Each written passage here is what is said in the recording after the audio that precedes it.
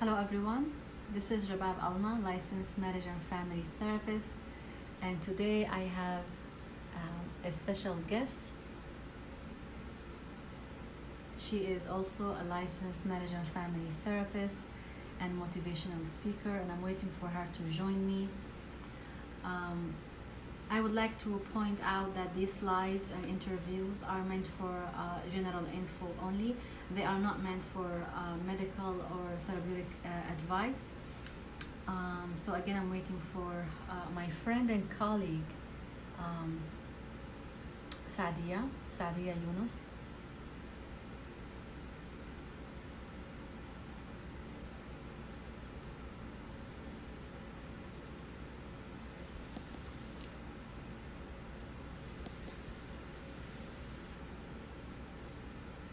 I'm waiting for Sadia to join.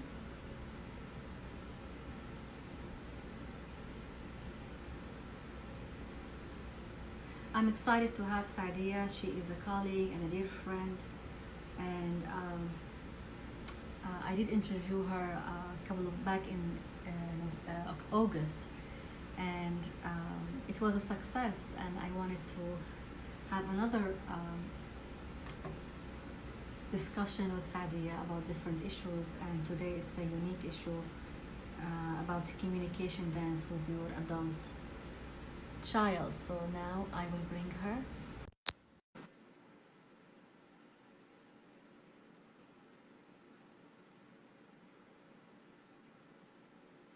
She's joining us. Please join us. Are you? Hey, Sadia. Hi, Sadia. Hello, just fixing my camera. How are you? How are you? How are you?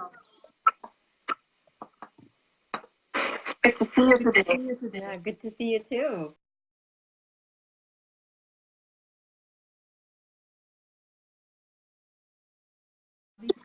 Yes, so I'm a licensed marriage and family therapist. I work with individuals, couples, and families.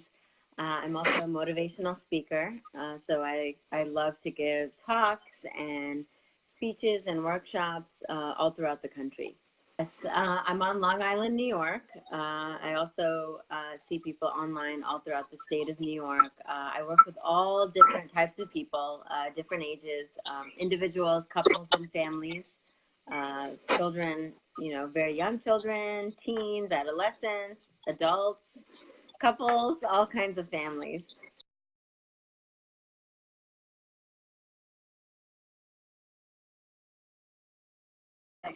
It's really been something that has been coming up a lot in my sessions with clients, in my conversations with people.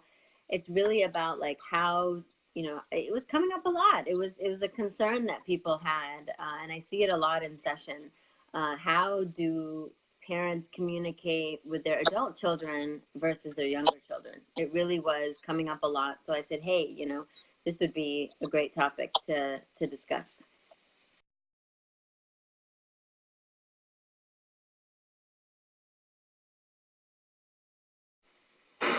Yes, and this is something that parents don't really realize. They don't kind of reflect on. I myself, as a parent of four children, you tend to forget that communication has to kind of evolve with the ages of the children, right? When they're young children, we speak to them a different way than when they become, preteens and then teens. Even with adolescents, it's a different way of communicating that we did when they were younger. And then now they're becoming young adults and then adults, the communication has to transform. And so when we have adult children, now these are adults, just like any adult that we see on the street or anybody that we're conversing with in our families or at work, etc. We're speaking adult to adult. And when we're parents of an adult child, we tend to forget that, and we tend to kind of go into the old ways of communicating. I'm your mother, you have to listen to me, and I raised you, and we get into these ways of speaking to them as if they were younger. So I think we have to remind ourselves to speak to them adult to adult. Yes, definitely very difficult, right? Because as a parent, you're like, I'm still the mother, I'm still the father, and this is my child. And so I think it takes that bird's eye view of kind of looking at the overall relationship. I know that I want to speak to my adult child a certain way to get them to listen, to get them to, follow what I have taught them all of these years. But I have to kind of look at the big picture and how do I want this relationship to be? Do I want them to feel respected? Do I want them to actually feel like I listen to them and I respect their choices as adults, and I love them no matter what? So it really is about kind of taking a step back, and that's a lot of what parenting is: being able to take that step back and say that I'd like to respond this way because I'm frustrated, or my child isn't listening to me, but is this the best way to respond in this situation?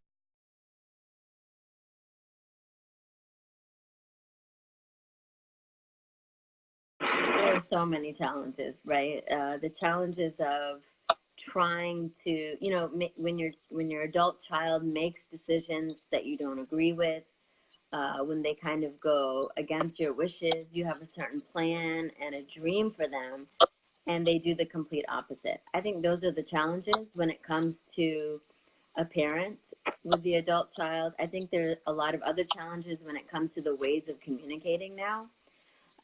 There's texting, there's calling, there's FaceTime, there's seeing each other in person, and I think a lot of that communication gets lost in translation, especially when it comes to texting. So there are plenty of challenges. I think our own individual hopes and dreams and issues that we're dealing with as parents, and then being able to kind of come together to communicate those differences and come to the same page, to be able to understand each other. Yeah, that's definitely what it's about. It's being able to let go, right?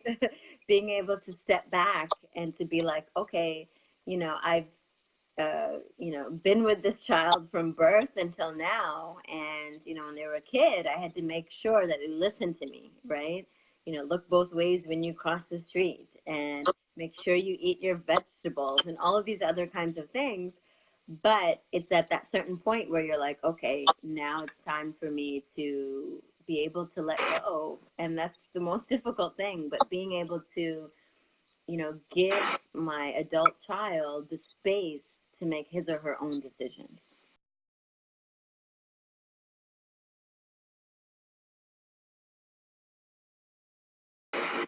I think the advantages are plenty, in the sense that you can have a beautiful relationship with your adult child, right? The adult to adult interaction can be so much more meaningful.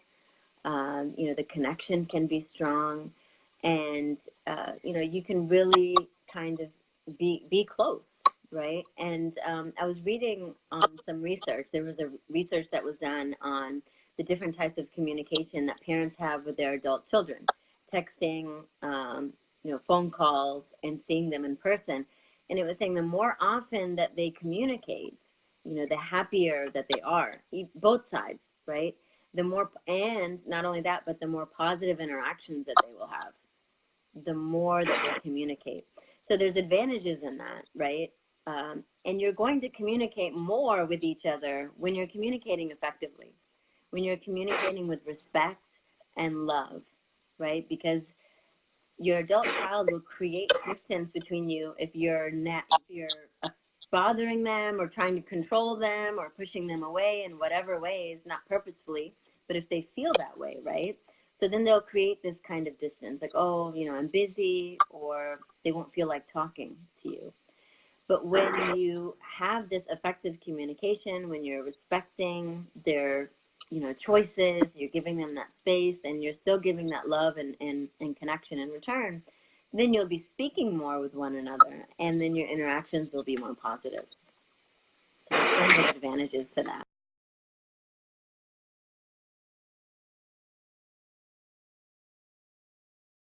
So it's basically about talking with your adult child instead of talking at.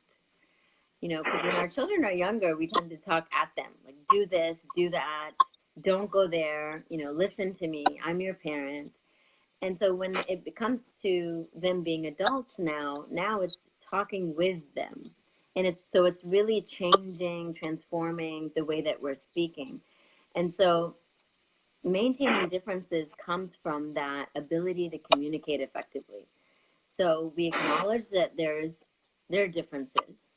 And instead of talking at them like, okay, no, I don't want you to do this, or you shouldn't do this, it's, you know, let's talk about this.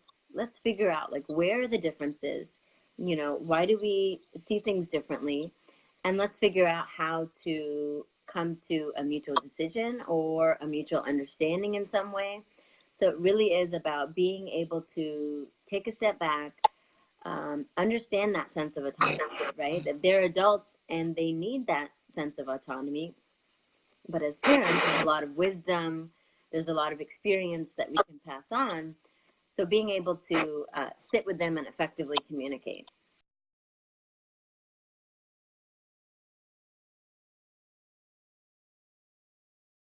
Many common issues that definitely have come into session are the communication gap, right? There, maybe your adult child is off to college, or, you know, they're working, and so there isn't this time, right? They're not making time to kind of sit with the parents and give them that quality time and effectively communicate with them. So that's been a common complaint in session, that he doesn't want to talk to me anymore, or she doesn't want to talk to me anymore. And again, that goes back to really seeing, like, how are you communicating with him or her, and what is kind of making them distance themselves, you know, from you.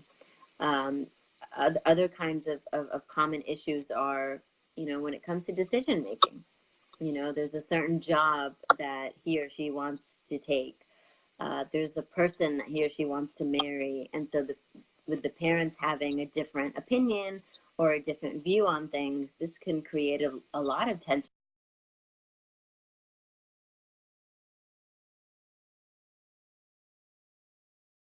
So how can we get to a mutual understanding? Okay, so it has to be a willingness on both sides, right?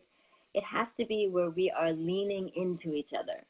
And that really requires vulnerability from both sides. It requires vulnerability from the side of the parent, and probably more so from the parent, and from the side of the adult child.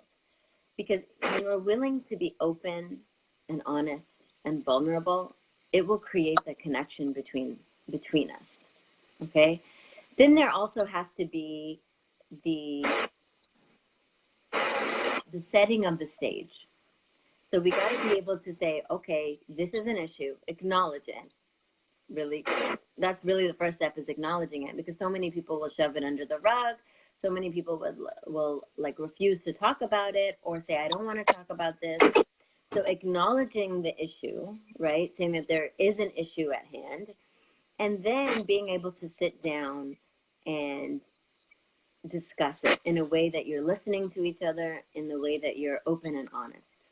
Okay, so it requires that vulnerability, the openness and honesty, having the space, making the space, and acknowledging what the issue is, and then making the space to sit down and to discuss it, and then to use communication tips and tricks and skills that I hope we can discuss to have a good, effective conversation.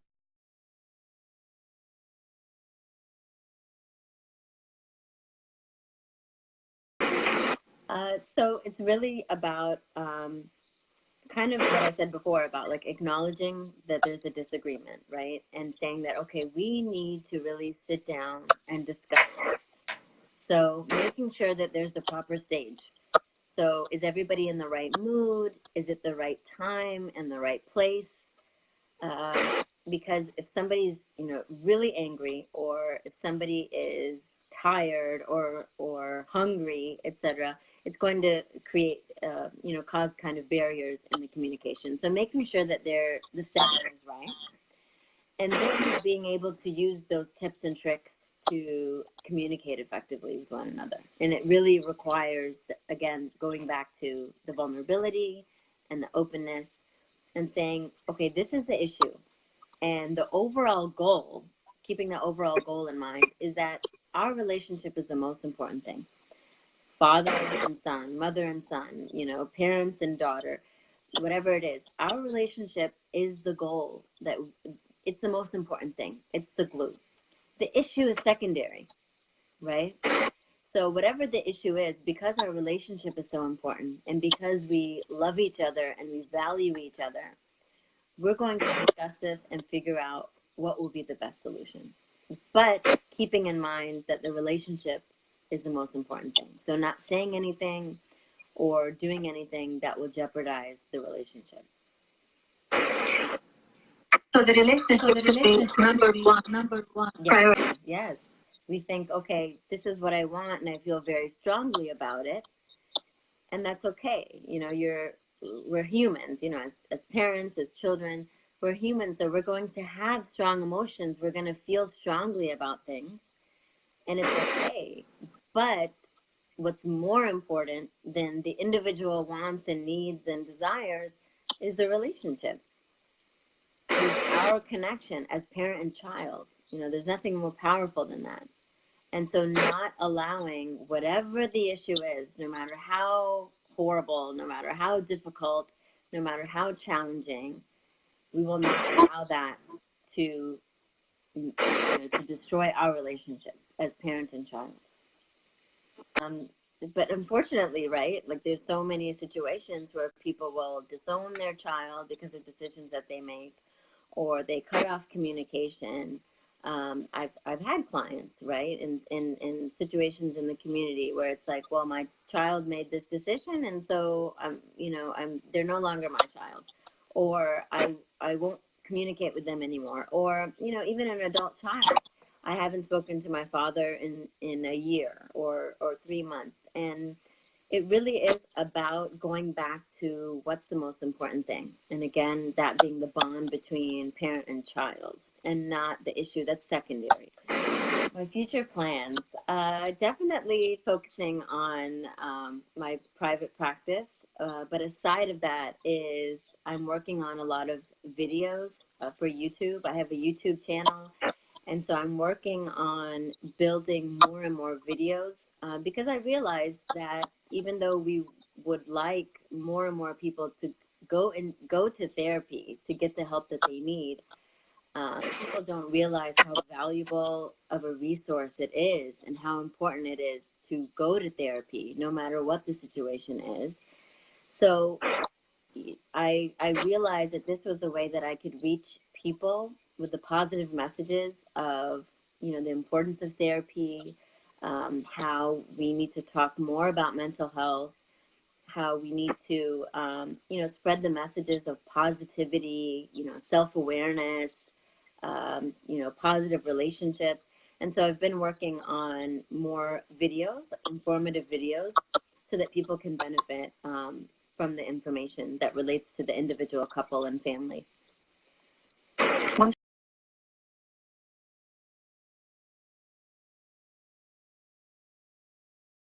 I've been doing a few podcasts, and that's been exciting. I do have a few coming up, but usually around this time it slows down a bit with the holidays and people traveling and things. I know March and April tend to be the busiest months for speaking engagements, so I have a few booked for March and April, and just focusing on getting more videos out there and focusing on my private practice.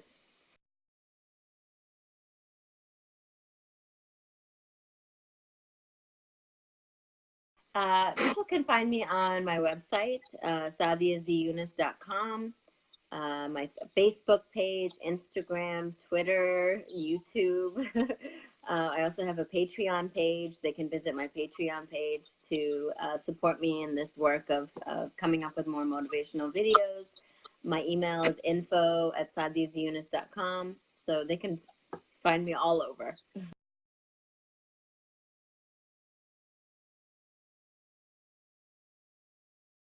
And also. Yes, so are you. Thank you. So what are your final thoughts? My final thoughts when it comes to like communication tips is that we are not born excellent communicators, right? It's something that we have to learn. It's something we have to take the effort to actually learn how to communicate better. You know, therapy is a great place to learn because you have a professional who's looking in on how you're communicating with your loved one. There's so many books and articles and things out there. One thing I like to just pass on quickly to people is the left, right, left is the way that you can remember it. When you're crossing the street, you have to look left, right, and left. So listen, reflect, and learn. So it's important to listen first. We tend to try to talk first at the person. Listen to them, reflect what they said back to you, back to them, so that they can say whether you heard them right or not. And then to learn what they want, learn about them. It's communicating is about the other person. We try to just, say whatever we want to say, but communication is about understanding what the other person has to say and really listening to them.